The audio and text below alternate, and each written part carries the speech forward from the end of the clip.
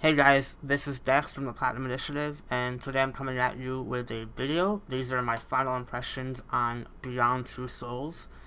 If you've been listening to the podcast and you're in the Platinum Initiative Discord, then you know that I really did not like this game. But I felt the need to go into detail because a lot of people, including you, was kind of struggled to understand why I wasn't a fan of this game. So I figured this might be a good chance to let you know. First of all, I really wasn't a fan of the story. The writers, I feel, took themselves a bit too seriously with this one. It's a very basic story, one that I feel I've seen before.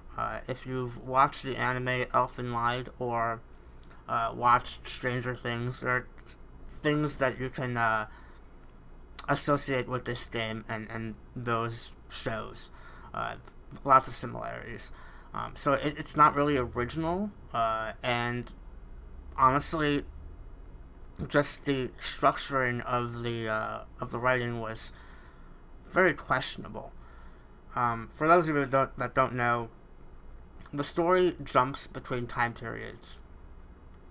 You play as Jodie, and the game starts off, I believe, in a chapter where you're like 8 years old, and then the next chapter you're in your mid-20s, working for the CIA, and then it goes back to you being a child, and then to you being a teenager, and then back to being a child, and so on and so forth. It's all over the place, and I wasn't really sure why it needed to do that.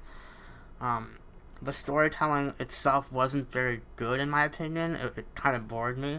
So it jumping between time periods just made it a bit more confusing and hard to follow. I'm not saying that it's a deep, complex story, but when something isn't interesting, you have a hard time following it. It's as simple as that. So I wasn't a fan of that. The other big thing about the story that I didn't like is the fact that it's supposed to be a linear story-based game. You're supposed to play it one time and then put it on your shelf and maybe come back to it a couple years later if you're a fan, or not at all in my case. However, if you want the platinum for this game, you have to play it several times, at least twice, and then replay the last chapter 5 or 6 times. So, not a fan of that. And the biggest flaw, in my opinion, with this game is that for a story-based game, like a narrative-driven game that's very linear, why does this game have filler content? That makes absolutely no sense to me.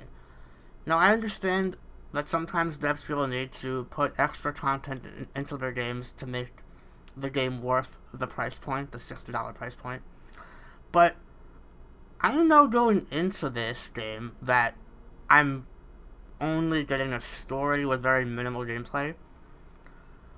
Please don't add filler content. It just made the story drag at certain points, especially the middle of the game, the Navajo chapter.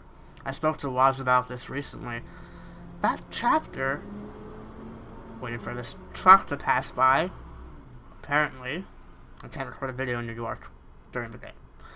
Anyway, that chapter was, I want to say, the third longest chapter in the game, and it served absolutely no purpose. It didn't advance Jodie's character. The characters that it introduced never show up again, and honestly, the tasks that you were dealt with within the chapter, like getting water for sheep, getting some hay for the horses and stuff like that. Like, why? What does any of this have to do with Jodie? It was just boring. I just don't understand who was sitting in that boardroom and decided, this game is too short. Let's add an hour-long chapter that does nothing for the story. I would much rather have a shorter game that I didn't have to play multiple times, but I could just get the platinum with and move on, and if I liked it, I liked it, if I didn't, I didn't, than having to go through this just tedious stuff. Please, just go with the Telltale model in the future. You play the game one time, episode 1, chapter 1, to the final chapter of the final episode. You unlock all the trophies by just doing that. You never have to do anything else. There's very minimal filler content. Just do that. Please, just in the future, just do that, because this is not the way to have these games play out. Games with minimal gameplay already struggle to keep my attention, and I feel like that's the case for a lot of people. You're just making it harder on us. So, did not like that. I will give the game props, though. I did like the fact that towards the end of the game, there's a lot of like very interesting stuff going on with the CIA and, you know, having to stuff into this like enemy military base. The end of the game was almost good. You know, I'll give it credit. It was almost good, but getting there was just a drag. It was a snooze fest.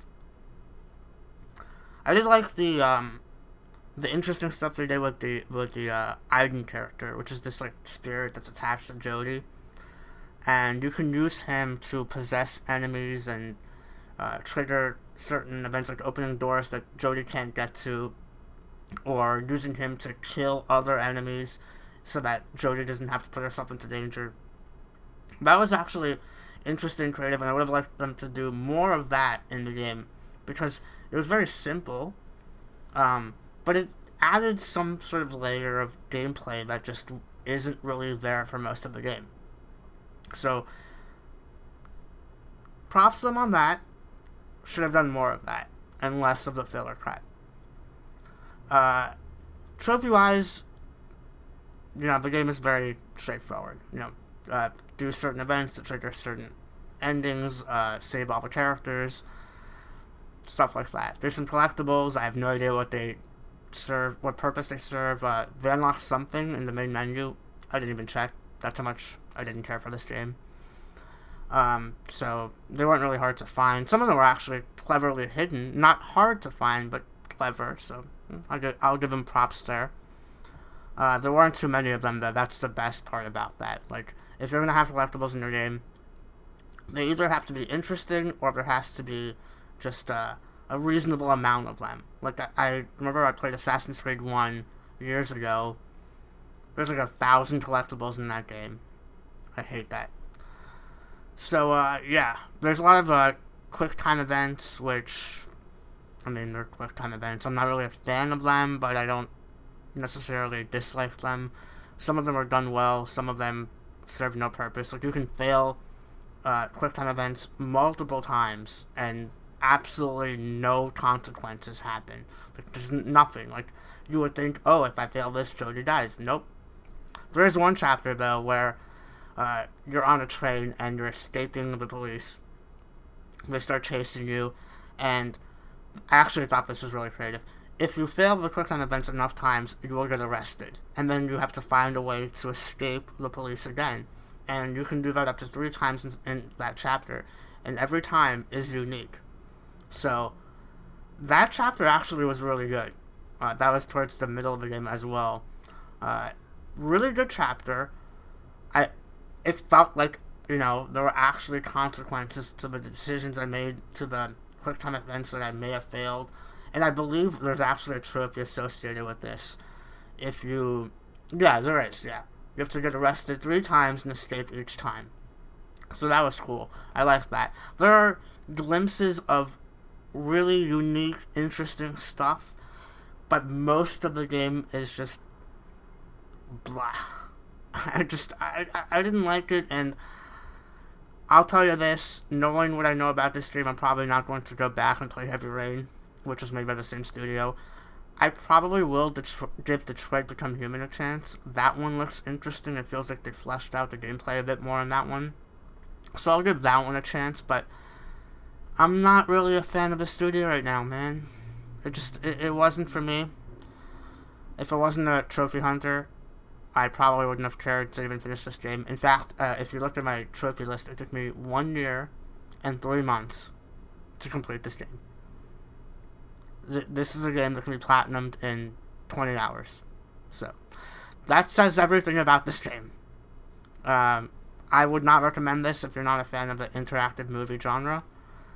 I would not recommend this if you're looking for a game with very unique gameplay. Honestly, I would probably just not recommend this game to anyone. So, these are my final thoughts. I'm going to bury my hate for this game here, and unless someone directly asks me about this game, I will not talk about it, because I feel like I'm starting to annoy people with my negative commentary for this game. So, alas, this is it. Goodbye, guys. See you next time.